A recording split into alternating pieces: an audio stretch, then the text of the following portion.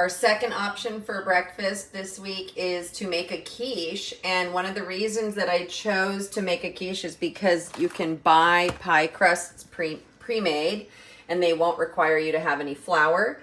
The requirements are that you have 3 ingredients. So you're going to need a pie crust, which you can buy. It's very close to the butter section at the grocery store. And when I actually was at the market this week, there was very little in that section, but there were a ton of pie crusts. So hopefully you'll have that same luck. Of course, you can make a pie crust from scratch if you would like to. It requires just butter and flour. It's really easy to make, but we made those in class, you probably remember. And then you're gonna pick 3 other ingredients. So pie crusts, and then obviously eggs. That's not one of the ingredients. And then I'm gonna use spinach, bacon, cheese, and some onions. But you're gonna pick any 3 ingredients that you would like. And it could be sausage, it could be mushrooms, whatever you like. Okay, so any 3. Or more, of course. You can also do many more, whatever you wanna do. Okay, so I went ahead and chopped up half of the onion already, and I've shown you guys this so many times, hopefully you remember. You just slice it all one direction, turn it, and go the opposite way. And then when it starts to kind of collapse, you let it fall and just keep going through it like that. And then we're gonna grill these onions or saute these onions first. You don't want to put them in raw, okay? So I have my skillet here on the stove,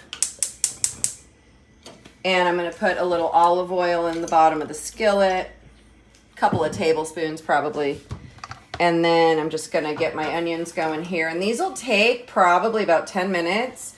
You want to cook them until they are looking like grilled onions, so they're going to be soft, see-through, and they're going to be brown. And so you want to just move them around a bit while you're cooking them. You don't have to stand over them the whole time. You could be prepping your other things, cracking your eggs or whatever.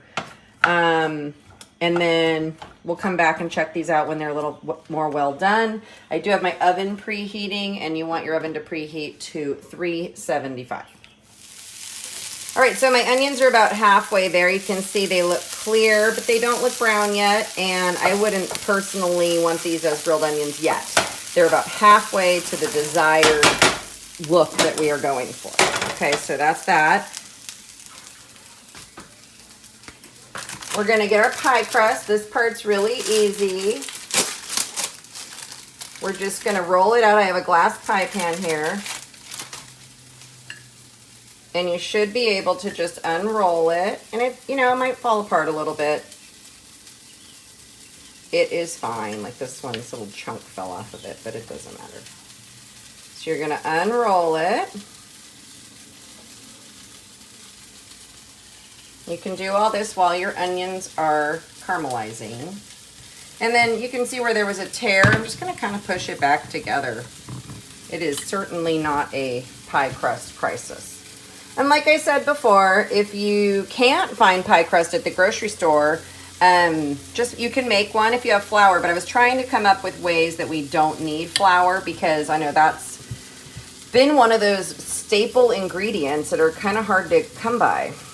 Okay, and then once you have your pie crust in there, you want to poke a few holes in the bottom, just using a fork. Okay, and that's just so that it doesn't get like air pockets underneath. And then we're gonna come down here and prep our eggs. I have cracked 12 eggs in here, and I'm gonna put about a half teaspoon of salt, and then about a 1/4 teaspoon of pepper. If you guys like more pepper, add a little more pepper. And then you wanna beat this up, and you wanna add a teaspoon of milk per egg. So we're gonna have to do the math on that. 12 teaspoons is equal to, hopefully you remember, 4 tablespoons. 4 tablespoons is equal to a 1/4 cup. So we're gonna add a 1/4 cup of milk. Okay, so with our pie crust, we're gonna go ahead and assemble everything.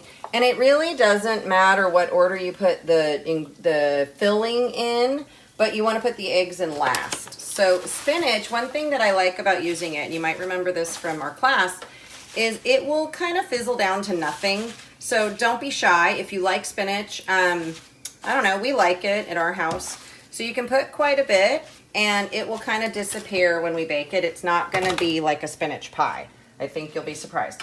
Then I'm gonna put my grilled onions just right on top of that. And you know, if you're using mushrooms, you might wanna saute mushrooms and onions first. That would be delicious. You can use sausage, you can use bacon, you can use ham, you know, Spam. You can use whatever you've got for your filling. So don't think you have to stick to what I'm doing, but you do want 3 things in it, like a cheese. A cheese wouldn't be very exciting if it was just that. Like a cheese quiche wouldn't be thrilling. Okay, so there's all of my fillings, and they're just all kind of in there. Doesn't have to be perfect. And remember I said I was gonna add some milk to the eggs. So this is 12 eggs, and when I fill the pie crust, it's probably going to fill it up pretty well. Sometimes it'll be a little bit too much. Sometimes I just use 10. It just depends on the quiche. Okay, so then I'm going to pour this and just kind of let it fill in, which it will do.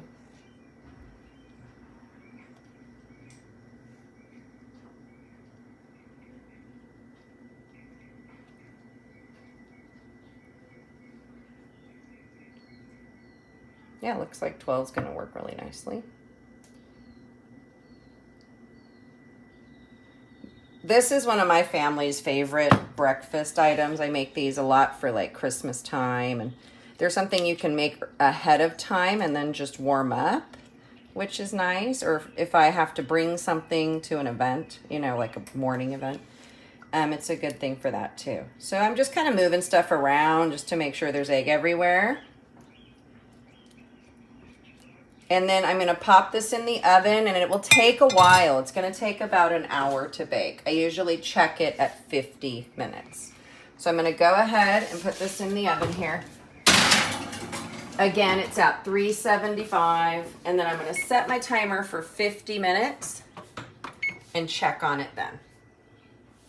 Okay, so my timer went off, 45 minutes, and how I usually check to see if these are done is I jiggle them, and if it jiggles in the middle, it's not done. And so this one I jiggled, and it does not jiggle, so it is done.